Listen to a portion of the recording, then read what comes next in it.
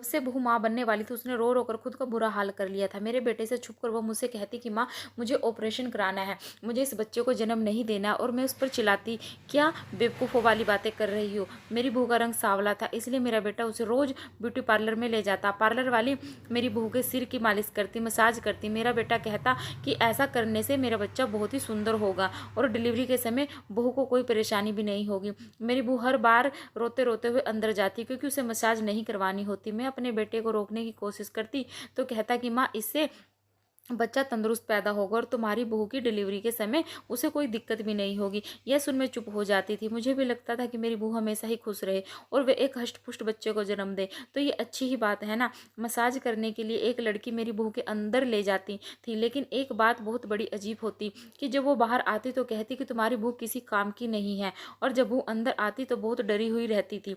मेरी तरफ वो अजीब तरीके से देखती और जाकर गाड़ी में बैठ जाती। उसकी आंखों में मुझे अपेक्षा दिखती थी कि मानो वो मुझसे कहना चाहती हो कि मैं उसकी मदद क्यों नहीं करती। दिनों दिन वो कमज़ोर होने लगी, हर पल खोई हुई सी लगती, ना ढंग से खाना खाती और ना ही आराम करती थी। मैंने कई बार उससे उसके दिल की बात जानने की कोशिश भी की, लेकिन वो कुछ नहीं कहती, बस बार बार यही कहती कि मुझे इस बच्चे को जन्म नहीं देना है, मुझे ऑपरेशन ही करवाना है।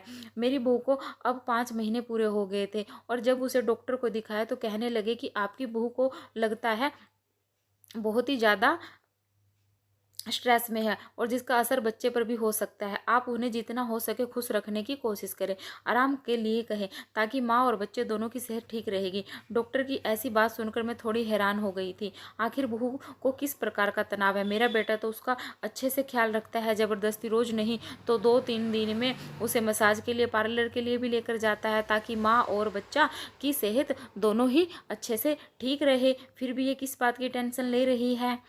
खैर डॉक्टर के सुझाव के हिसाब से मैं बहू को अस्पताल से सीधा मार्केट ले गई और आने वाले बच्चे के लिए शॉपिंग बहू की पसंद के अनुसार ही करने लगी, और साथ ही बहू के चेहरे के हाव भाव भी देख जा रही थी। पर बहू हर खिलौना, हर एक कपड़े को बहुत ही उदासीनता से ही देखती थी। शाम को जब हम घर आए तो मेरे मन में यही विचार आया कि आखिर बात क्या है, बहू ऐसे क्यों कर रही है। अब तो मुझे यह और ज़्यादा चिंता होने लगी कि बहू ऐसा क्यों कर रही है। सुबह जब मेरा बेटा उसे पार्लर के लिए चलने के लिए कह रहा था तब मैंने उसे तुरंत बहू की तरफ देखा तो उसके चेहरे पर चिंता झलक रही थी। 10 बजे करीब हम सभी पार्लर पहुंचे और वही लड़की थी जो शुरुआत से मेरी बहू की मसाज कर रही थी और वो तैयार होकर बैठी हुई थी। उसने हमारी तरफ विचित्र नज़रों से देखा और बहू को अंदर जाकर बैठने के लिए इशारा किया। मैंने बहू की तरफ देखा तो उसकी आंखों में एक आंसू थे और मुझे संदेह हुआ कि कोई तो बात है जिस वजह से मेरी बहू इतनी परेशान है, इतनी टेंशन में है। बहू जब अंदर गई तब मेरे बेटे ने भी मुझे बाहर बैठने के लिए कहा और खुद किसी काम के सिलसिले से वहाँ से बाहर चला गया। मैंने उसे सीधी का फ़ायदा उठाया और दबे पाँव से उस कमरे तक चली गई।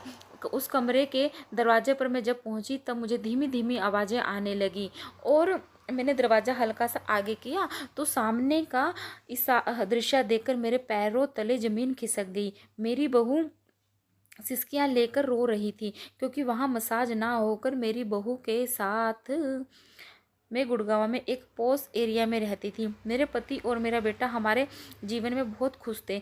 शादी के 2 साल बाद मुझे बेटा हुआ। मेरे मायके में बहुत ही गरीब परिस्थितियाँ थी। मेरी शादी के 3 साल बाद ही मेरे इकलौते भाई की भी शादी हो गई। मेरे पति को बहुत ही सुंदर और समझदार पत्नी मिली, बहुत ही मिलनसार थी, सबका ख्याल रखने वाली थी। मैं जब भी अपने मायके जाती तो वह मेरे बेटे को बहुत ख्याल रखती और करीब शादी के 1 साल बाद उसने बताया कि वो माँ बनने वाली है। समय बीता और उसने एक प्यारे बेटे को जन्म दिया। मैं बुआ बन गई और जिस वजह से मैं फूली नहीं समा रही थी। उसी दौरान मेरे पति के दोस्त के पत्नी ने एक बेटी को जन्म दिया। उन दोनों पति पत्नी का स्वभाव भी बहुत अच्छा था और हमारा फैमिली फ्रेंड ही थे।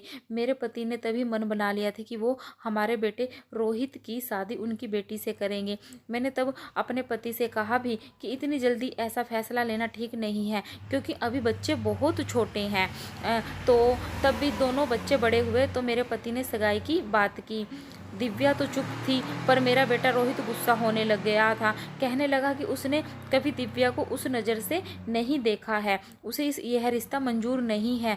पर वो मुझे दिव्या पसंद थी, जिस वजह से मैंने भी इस रिश्ते के लिए हाँ कर दी थी, और कहा कि जैसे ही रोहित की नौकरी लग जाएगी तब मैं बिना उसकी मर्जी से जाने उसकी शादी दिव्या से करा दूंगी। मैंने खुशी खुशी सारी तैयारियां की थी, मात्र रोहित बिल्कुल भी खुश नहीं था। अगर मुझे कोई चीज़ दिखाती तो वह पूछती कि कैसे है, तो बस यही जवाब देता कि मुझे इससे कोई दिलचस्पी नहीं है। ये सुनकर मैं मन ही मन बहुत उदास हो जाती थी, और सोचने लग जाती, पर बाद में एक कान से सुनकर दूसरे कान से छोड़ देती। और आखिर वो दिन आ ही गया जब दिव्या मेरे घर की बहू बनकर इस घर में आई, और मेरे पति बहुत खुश थे कि दिव्या के रूप में हमें बेटी और बहू दोनों ही मिल गई। पर रोहित का पारा अभी भी चढ़ा हुआ था। बहुत मुश्किल से मैंने अपनी कसम देकर उस दिव्या के पास भेजा, और करीब एक हफ्ते बाद वो दोनों एक दूसरे से बात करने लगे। मेरा बेटा इतना भी बुरा ही नहीं था, सब कुछ ठीक चल रहा था। कुछ दिनों बाद हमारे कहने पर रोहित दिव्या को घुमाने भी लेकर गया, और करीब 15 दिनों बाद लौटे। काफ़ी शॉपिंग भी करके आए थे दोनों। घर आने के बाद रोहित मुझसे कहने लगा कि अब तुम संभालो अपनी बहू को, मेरी छुट्टियां ख़त्म हो गई है, कल पूरे दिन मैं आराम करूंगा और परसों ड्यूटी पर जाऊंगा। दोपहर में दिव्या के पास गई और बहुत ही प्यार से उसे पूछा कि कहाँ कहाँ गए थे तुम दोनों घूमने, वहाँ का माहौल कैसा था, रोहित ने तुमसे ठीक से बात की या नहीं की, तो कुछ कहा तो नहीं। इस पर वह बस हल्की सी मुस्कुराई, और फिर मैंने भी आगे कुछ नहीं पूछा। दूसरे दिन फिर मैंने बहू को हलवा बनाने के लिए कहा और भोग लगाया। उस दिन से मेरी बहू ने किचन में काम करना शुरू कर दिया था। हमारे घर में परंपरा थी कि घर के बाकी कामों के लिए काम वाली लगा लो, तब भी कोई बात नहीं, मात्र रसोई में घर की औरत ने ही संभालना चाहिए। और इस वजह से मैं भी घर वालों के मन में उसी स्त्री के लिए इज्जत भी निर्माण होती है। इसलिए किचन के सारे काम, नाश्ता, खाना, चाय पानी, सब कुछ मैं खुद करती थी, और बाकी के कामों के लिए काम वाली रखी हुई थी। मैं दिव्या के धीरे धीरे खाना बनाना सिखा ही रही थी, और वो पूरी लगन से हमारे तरीके से खाना सीख भी रही थी। मेरे पति और दिव्या को अपने घर की बहू बनाने के फैसले से बहुत खुश थे। हालांकि रोहित अभी तक बहुत खुश तो नहीं था, पर पहले से अब उसे में थोड़ी सी समझदारी आ गई थी। समय बीत रहा था, 1.5 साल कैसे निकल गए पता ही नहीं चला। अब वो बस नन्हे नन्हे कदमों का इंतजार कर रही थी कि दिव्या का मुझे कोई खुशखबरी सुनाए। और 3 महीने बाद एक दिन दिव्या किचन में काम कर रही थी, और मैं भी उसकी मदद कर रही थी। तब अचानक से उसकी तबीयत बिगड़ गई। वो दौड़ते दौड़ते उसके कमरे में गई, और भी उसके पीछे गई। जब वो बाथरूम से बाहर निकली तो उसका चेहरा फीका पड़ गया। मैंने तुरंत डॉक्टर को फ़ोन किया। तब तक वह बेहोश हो गई थी। अगल बगल वालों की मदद से उसे गाड़ी में बिठाया और ड्राइवर के साथ अस्पताल पहुंची। डॉक्टर ने उसे चेक किया और सलाइन लगाई। मैंने तुरंत डॉक्टर से पूछा तो वह हंसकर कहने लगी कि इसमें घबराने वाली कोई बात नहीं है। दरअसल आपकी बहू की शुगर लेवल कम हो गई थी, जिस वजह से वह बेहोश हो गई है, और ऐसी हालत में ऐसा ही होता है। मेरी जान में जान आई कि डरने वाली कोई बात नहीं थी, पर फिर से उनकी तरफ हैरानी से देखने लगी कि ऐसी हालत में मतलब।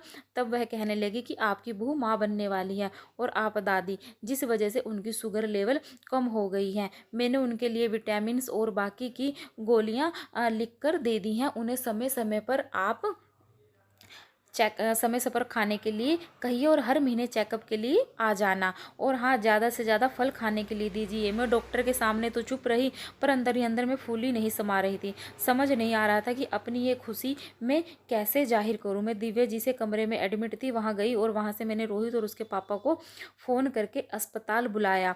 जब दोनों अस्पताल पहुँचे तो रोहित खुशखबरी सुनकर खुश बहुत था, पर ऐसे वो लग रहा था कि किसी बड़े से ख्याल से खोया हुआ हो। और खैर दिव्या का डिस्चार्ज हुआ और हम सभी घर पहुंचे। अब मैं हर पल अपनी बहू के साथ रहने लगी थी। उसका ध्यान रखने के लिए मैंने एक लड़की काम पर रखी थी, जो कि उसे समय पर फल जूस देती थी। मैं भी खाना वगैरह बनाकर दिव्या के साथ ही रहती। सब कुछ ठीक चल रहा था। एक दिन मैंने देखा कि रोहित कुछ सोचे जा रहा था। मैंने पूछा तो बोला कि कुछ नहीं, बस ऑफिस में काम का प्रेशर बढ़ गया है, बस उसी वजह से मैं थोड़ा सा स्ट्रेस में हूँ। बेटा, जीवन में तो ये सब होता ही रहता है, इतना फिक्र अभी से करोगे तो कैसे होगा। इस पर कुछ नहीं बोला। मैं दिव्या का हर तरीके से ख्याल रखती थी। उसकी दवाई से लेकर खाने तक बिना भूले समय पर उसे अस्पताल भी ले जाती थी। 2 ही महीने हुए थे कि वो मुझे एक दिन बोली कि मुझे ऑपरेशन करवाना है, मुझे इस बच्चे को जन्म नहीं देना है। दूसरे दिन रोहित कहने लगा कि मैं दिव्या को पार्लर ले जा रहा हूँ, जहाँ उसकी मसाज हो जाएगी तो वो थोड़ा सा रिलैक्स महसूस करेगी। मैंने कहा कि ठीक है, ले जाओ, पर दिव्या मुझसे बोली कि आप भी मेरे साथ चलो। उसकी बातें सुनकर मैं उसके साथ जाने के लिए तैयार हो गई थी। अब हम सभी पार्लर पहुंचे। रोहित ने उसे कमरे में जाने के लिए कहा। दिव्या भी चुपचाप चली गई। मुझे बोली कि यह बहुत ही अच्छी मसाज करते हैं, इससे बच्चा भी तंदुरुस्त होगा और दिव्या की डिलीवरी के समय कोई दिक्कत भी नहीं आएगी। मुझे तो कोई दिक्कत नहीं थी। हम दोनों भी वहीं पर बैठकर बातें करने लगे। करीब पौने घंटे बाद दिव्या उसे कमरे से बाहर आई और हम घर लौट आए। अब ये सिलसिला हर 2-3 दिन बाद होने लगा था। रोहित या तो सुबह या फिर शाम को हमें पार्लर ले जाता। वो लड़की दिव्या को उस कमरे में ले जाती और दिव्या बाहर आती तो डरी हुई सी रहती। धीरे धीरे उसका डर उदासी में बदल गया था, लेकिन वह टेंशन में नजर आने लगी।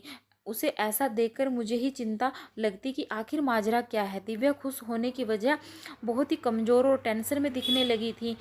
मुझे अब लगने लगा था कि बात जैसे दिख रही है वैसी बिल्कुल भी नहीं है। मुझे सच पता करना था।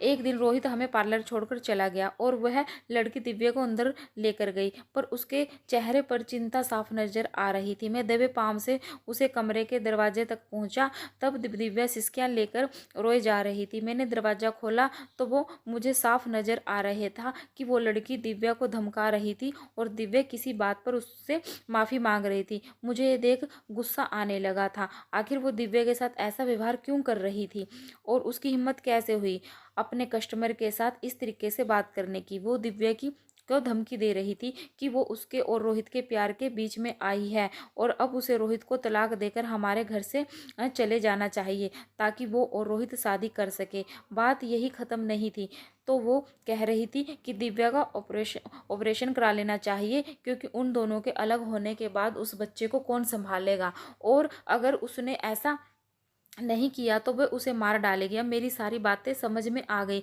कि दिव्या बार बार अबॉर्शन के बारे में क्यों कह रही थी। अब मेरी समझ आया कि ये सब पार्लर वाली लड़की का प्लान था और इसे मेरा बेटा भी शामिल था। पर रोहित को ये अंदाजा नहीं था कि दिव्या जैसी लड़की को छोड़कर वो जिंदगी में कितना पछताएगा।